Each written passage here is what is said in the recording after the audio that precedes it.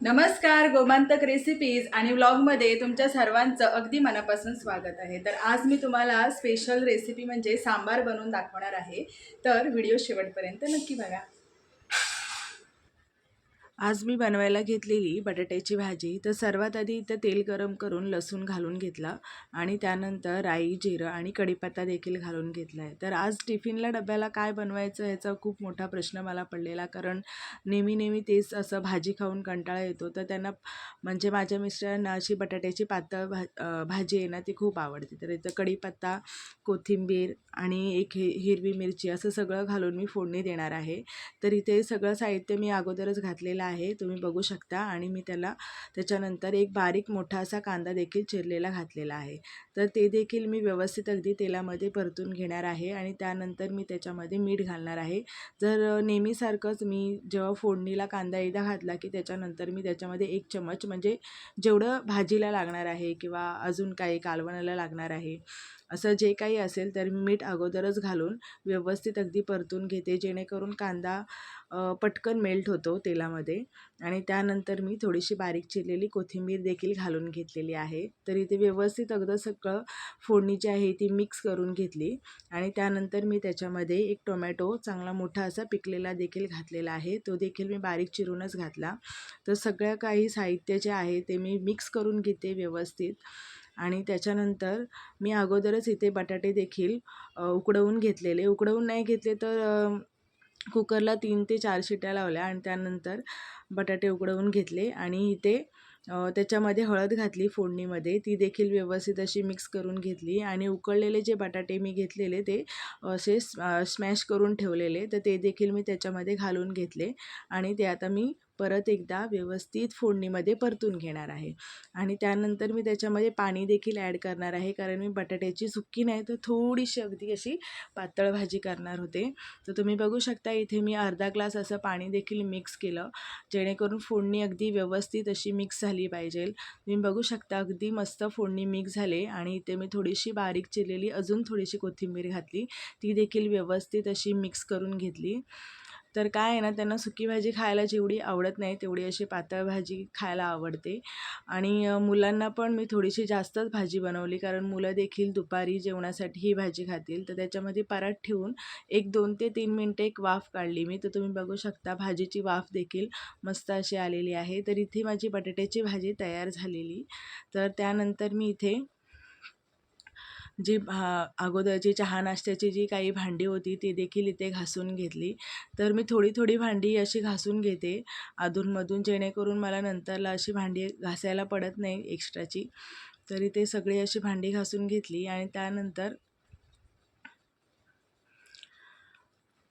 भांडी लावेपर्यंत मी असा विचार केला की अगोदर मी भांडी नाही लावून घेत आणि त्या अगोदर टिफिनच भरून घेते, म्हणजे माझे मिस्टर आले की त्यांना लगेचच असा टिफिन दिला की मग ते जातील। तर आज त्यांना मी फक्त भाजी आणि चपातीच देणार होते, त्यांना ऑफिसमध्ये होतं वाटतं जेवण, असं म्हणाले की मला फक्त भाजी आणि चपातीच दे म्हणून। तर इथे मी जेवढी आमची नाश्त्याची राहिलेली भांडी होती आणि आम्ही नंतरला पण अर्ध्यांनी, आज पाणी खूप लवकर आलं म्हणून आज सगळ्यांचा नाश्ता नंतरच झाला, सकाळी काही लवकर झाला नाही। तर त्याची ही भांडी होती ती मी अगोदर सगळी घासून घेतली। तर तुम्ही बघू शकता इथे मी आता टिफिन भरायला घेतलं आहे। तर कधी काय होतं ना, पाणी जेव्हा लवकर येतं तेव्हा मग आमचा नाश्ता आहे ना खूप लेट होतो, म्हणजे 10-10:30 वाजता होतो। आणि जेव्हा लेट आलं ना 9:30च्या नंतर, त्या अगोदर आमचे सगळ्यांचे नाश्ते झालेले असतात, म्हणून ती भरपूर अशी भांडी पडतात। तर इथे मी बटाट्याची भाजी देखील भरून घेतली डब्यामध्ये आणि त्यांना एक मोठा डबा दिला, त्यांना काहीतरी बिर्याणी वगैरे बाहेरून घेऊन जायचं असतं, म्हणजे त्यांचं असतं ऑफिसमध्ये की चला बाबा आज तू आण, उद्या मी आणतो, असं होतं काहीतरी। तर इथे मी ते देखील व्यवस्थित भरून घेतलं आणि डबे वगैरे सगळे पॅकिंग करून घेतले। तर इथे सांबार बनवायची देखील तयारी चालू होती। तर आज असा विचार केला की काहीतरी वेगळं पण दाखवलं पाहिजे, तर आम्ही म्हणालो की जाऊ दे आज उपवासाचा पण दिवस आहे तर असं सांबार बनवावा। तर इथे आमच्या पप्पांनी लोणचं, चिंच आणि पापड आणलेले आहेत, केरला पापड आम्हाला सगळ्यांना खूप आवडतात म्हणून ते घेऊन आलेले। तर इथे माझ्या आवाजात थोडंसं तुम्हाला मिस्टेक वाटेल, कारण मला थोडीशी सर्दी झालेली आहे। तर इथे डबे वगैरे मी व्यवस्थित पुसून त्यांना पॅकिंग करून दिले, नंतर मग असे ओले डबे दिले तर बाहेरून असं बिर्याणी घेतलं तर ते बरोबर वाटत नाही, म्हणून डबे अगदी व्यवस्थित आणि स्वच्छच असावे, कारण आपण सगळ्यांच्या समोर ओपन करतो आणि सगळ्यांच्या सोबत बसून जेवतो. तर इथे सांबाराची तुम्ही बघालच तयारी. तर इथे मी 4 वाटी तुरीची डाळ घेतली कुकरमध्ये. तर ती डाळ मी धुवून देखील घेणार आहे. तरी ते बरोबर अगदी मेजरमेंटनी 4 वाट्या मी घेतलेली आहे. तर इथे मी मम्मीला विचारत होती की बस होईल का तेवढी. तर त्यांनी येऊन इथे चेक केलं की हां बस झाली, म्हणून अजून एक एक्स्ट्रा घेतलीस तरी चालेल, आपल्याला पुरायला पण पाहिजे, आपण संध्याकाळी पण खाऊ, असा विचार करून मग मी तेवढी घेतली. आता ती डाळ मी अगदी 2-4 वेळा स्वच्छ धुवून घेणार आहे. तर डाळ अगदी मी 3 ते 4 वेळा स्वच्छ धुवून घेतली, जेणेकरून त्याची जी अशी धूळ वगैरे असते किंवा घाण असते ना, ती सगळी निघून असं पाणी एकदम क्लिअर आलं पाहिजे डाळीवरचं. म्हणजे डाळ कशी म्हणजे अशी चांगली वाटते, तिचा वास पण येत नाही किंवा अशी कशी पण धुतली तर चालते असं काय नाही. तर असं व्यवस्थित अगदी डाळ धुवून घेतली ना की त्याचं स्मेल येत नाही. तर अशी मी 3 ते 4 वेळा व्यवस्थित अशी डाळ धुवून घेतली.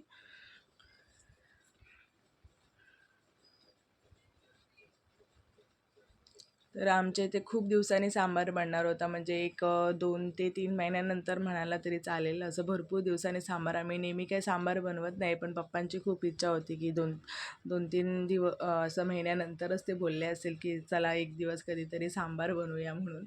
तरी ते जिजाचं आणि रुद्राचं काहीतरी भांडण झालं, म्हणून इथे जिजात मला नाव सांगायला आले की दादानी मला असं केलं तसं केलं. तर मी काही तिला असं शांत केलं की बाई ही काही नाही झालं म्हणून.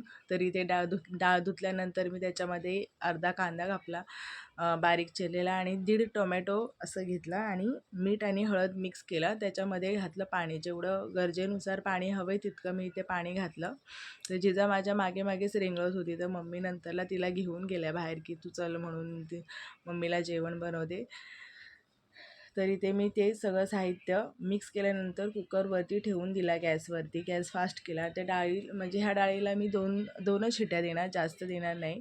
तर इथं सांबाराची भाजी, तर सांबाराला मी मसाला पण तयार केलेला. तर 2 ते 3 संकेश्वरी मिरची घेतली आणि 2-3 लसणाच्या पाकळ्या घेतल्या आणि एक थोडंसं ओलं खोबरं घेतलं, जास्त पण नाही. आणि त्या भाज्या घेतल्या. भाज्यामध्ये गाजर होतं, वाटतं सफेद भोपळा होता, पिवळा भोपळा आणि शेंगा होत्या, ज्या शेवगाच्या शेंगा असतात त्या होत्या आणि गाजर होतं. तर डाळ इथे मी व्यवस्थित अशी शिजवून घेतली. त्याच्यामध्ये मला लागेल तितकं पाणी पण घातलं आणि एका भांड्यात ओतून घेतली. तर इथे काय डायरेक्ट फोडणी वगैरे नाही द्यायची आहे. तर इथे डायरेक्ट भांड्यामध्ये डाळ ओतून घेतली, जी शिजलेली होती ती. मला जितकं लागेल तितकं पाणी मी त्याच्यामध्ये घेतलं आणि त्याला मी आता उकळी येऊन देणार आहे. तर उकळी आल्यानंतर जे भाज्या होत्या त्यांना पण मी एकच शिटी देणार होती कुकरची. तर त्या धुवून घेतल्या व्यवस्थित. त्याच्यानंतर थोडंसं जेवढं लागेल तेवढं पाणी मी त्याच्यामध्ये घातलं आणि कुकरची शिटी म्हणजे कुकर बंद करून मी एक शिटी लावून घेतली कुकरला. आणि तुम्ही इथे बघू शकता, जो मी मसाला तयार केलेला होता तो एका भांड्यामध्ये काढलेला होता, तो सगळा मसाला मी त्या डाळीमध्ये घालून घेतला, मिक्स करणार. आणि त्याच्यानंतर मग मी तो प्लेटमध्ये जो सांबार मसाला ठेवलेला आहे, तो कोणता सांबार मसाला वापरला ते तुम्ही पॅकेटमध्ये मगाशी बघितलंच असेल. तर तो जो सांबार मसाला होता मी 2 ते 3 चम्मच याच्यामध्ये घालून घेतला डाळीमध्ये. व्यवस्थित असं मिक्स केलं. परत एकदा थोडंसं मी पाणी घातलं त्याच्यामध्ये, जेणेकरून मसाला असा व्यवस्थित मिक्स झाला पाहिजे आणि जेवढं लागेल तेवढं असं घातलं माझ्या अंदाजानुसार. आणि त्याच्यानंतर मी घातलं मीठ त्याच्यामध्ये 1 ते 1.5 चम्मच आणि चिंच होती जी भिजत घातलेली, त्याचं देखील पाणी असं पाणी केलं आणि त्याच्यामध्ये घालून घेतलं. तर मस्त अशी उकळी आलेली आहे, तुम्ही बघू शकता तरी. आणि ज्या मी भाज्या बनवलेल्या ना त्या देखील त्याच्यामध्ये ॲड केल्यानंतरला, जेव्हा त्या म्हणजे डाळीला उकळी आली तेव्हा. तर थोडासा व्हिडिओ माझा स्किप झाला तिथे, म्हणून तो तुम्हाला दाखवता नाही आला. तर इथे सांबाराची सगळी तयारी झाली आणि त्याच्यानंतर आता मी त्याला फोडणी देणार आहे. तर फोडणी देताना त्याच्यामध्ये काय असं फक्त राई आणि कढीपत्ता घालणार आहे आणि एक अशी लाल मिरची घालणार आहे. त्याच्यामध्ये जिऱ्याचा आपण वापर नाही केलेला आहे. तर इथे मी तुम्ही बघालच फोडणीमध्ये काय घालणार आहे ते. तर व्यवस्थित अगदी तेल असं कडकडीत असं गरम केलं. त्याच्यामध्ये मी घातलं राई घातली 1 ते 1.5 चम्मच अशी आणि कढीपत्ता आणि ती लाल मिरची. बस तेवढ्याचीच फोडणी दिली, जास्त काही एक्स्ट्राचं त्याच्यामध्ये लागत नाही. तर इथे कढीपत्ता घालून घेतला आणि 1 ते 1.5 अशी लाल मिरची घातली. व्यवस्थित असं ते तडतडवून दिलं, जास्त घाई करायची नाही, एकदम हळूकावळ, कारण ते हातावर देखील येऊ शकतं. तर इथे मी सगळं काय असं तडतडवून त्याच्यामध्ये या सांबारामध्ये ती फोडणी घातली आणि पटकन असं झाकण लावून दिलं, कारण त्याची जी वाफ आहे ना ती बाहेर नाही गेली पाहिजे. तर एक 5 ते 7 मिनटं मी तसंच झाकण ठेवून दिलं त्याच्यावरती. तर आता तुम्ही बघू शकता सांबाराला किती मस्त अशी तरी देखील आलेली आहे आणि ती फोडणी देखील तुम्ही बघू शकता किती छान आली. ते आता इथे माझं शेवटची प्रोसेस म्हणजे ते पापड.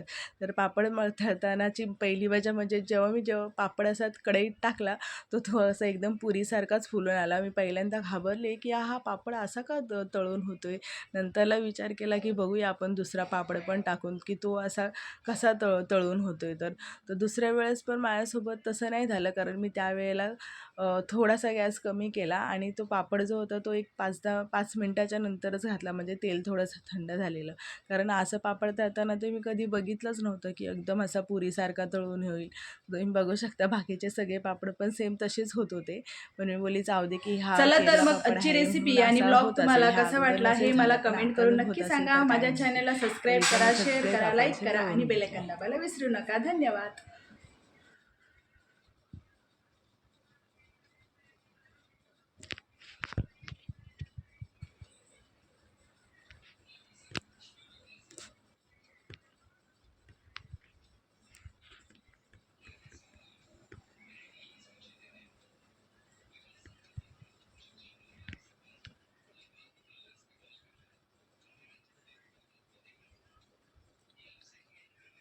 तर आज मी बनवायला घेतलेली बटाट्याची भाजी. तर आज टिफिनमध्ये काय बनवायचं, तर भाजीचा रोज रोज तोच प्रकार खाऊन कंटाळा येतो. तर इथे मी थोडीशी वेगळ्या पद्धतीची भाजी नाही, पण अशी बटाट्याची भाजी तयार करायला घेतलेली, थोडीशी अशी पातळ. तर तेल गरम करून घेतलं, त्याच्यामध्ये लसूण टाकला ठेचून आणि त्याच्यानंतर टाकलं राई, जिरं आणि कढीपत्ता. तर कढीपत्ता व्यवस्थित टाकून झाल्यानंतर त्याच्यामध्ये टाकली मिरची आणि हलवून घेतलं, थोडंसं परतवून घेतलं. तेलामध्ये फोडणी परतली तर त्याचा जो फोडणीचा जो सुगंध असतो ना तो पूर्ण भाजीला येतो म्हणून. तर इथे त्याच्यानंतर घालून घेतला कांदा. तर एक मोठा असा कांदा होता, त्याला बारीक चिरून घेतला आणि तो देखील तेलामध्ये व्यवस्थित अगदी परतवून घेतला.